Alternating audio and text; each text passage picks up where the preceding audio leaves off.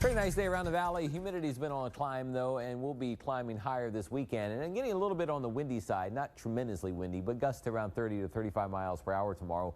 Probably looking at no rain this weekend. A slim chance of one shower somewhere on Sunday afternoon, but probably Monday and Tuesday are the best of the small chances. But most areas look pretty dry and hot. It doesn't look like much rain to go around for the next 7 days and even through next weekend. Not this weekend, all the way through next weekend, so it looks pretty dry. Now, your day planner tomorrow, we go from the low 80s in the morning in most areas with light breezes picking up. I think the windiest time later in the afternoon, but breezy and warm midday up in the low 90s and then mostly mid to upper 90s in the afternoon. It could hit 100 or so in Starr County, but a windy and hot day all around. In Upper Valley locations, Starr County could touch the low 100s late tomorrow afternoon, mostly in the mid to upper 90s in Hidalgo County, about 98 in McAllen and 96 in Elsa, mostly in the 90s in Cameron and Willoughby counties. 80s right at the coast, though, and if you're on the waters or at the beach, things topping out in the mid to upper 80s most of the afternoon. Satellite radar is very quiet across most of Texas. A couple little showers and storms will be popping up at times in West Texas still tonight. You see a few of them out there, but nothing too widespread. Some around the Big Bend area. The biggest thunderstorms, severe weather threats still in the plains across northern Oklahoma and Kansas tonight. In some of these same areas, we'll see more storms again tomorrow, but well north of the valley.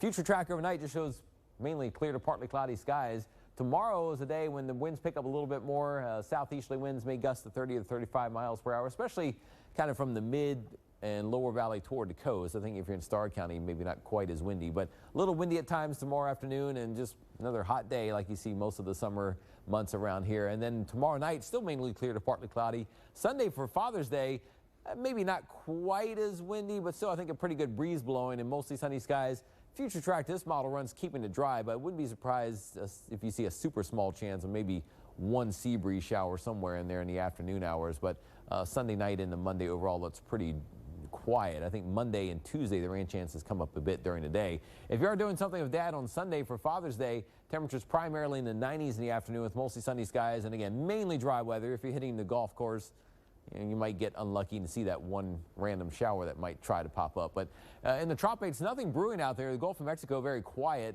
just some leftover moisture out there, but nothing organizing. The Caribbean barely has any clouds in it, and the western Atlantic very clear as well. Now, if you are traveling this weekend, if you're taking off in the morning for Father's Day weekend, it's going to be hot the farther northwest you go up the river toward Laredo. Highs near 102 Saturday and Sunday, lots of sunshine in the 90s in Corpus Christi. You could say there's a small chance on Sunday of a shower in the afternoon, but primarily dry in San Antonio and in the 90s. In Houston, a small chance for a daytime shower storm, but primarily dry and mostly around 90 degrees. If you are going toward the coast, no advisories, but might see a small craft advisory this weekend if the winds pick up enough. Southeasterly winds 15 to 25 knots, a high tide early in the morning, a low tide just after sunset. And your first 1-5 AccuWeather 7-day forecast, 90s all over the place for most of the next 7 days, but if anything, it gets a little hotter. I think rain chances are only about 10%, mainly centered around Monday and Tuesday. But after that, everything points toward it being hotter and drier late next week as spring ends and summer begins. Highs could be well into the 90s or even lower 100s as we hit late next week across the valley, and nothing brewing in the tropics. It cools off. So things are heating up to start summer later next week. Joel, what's heating up in sports?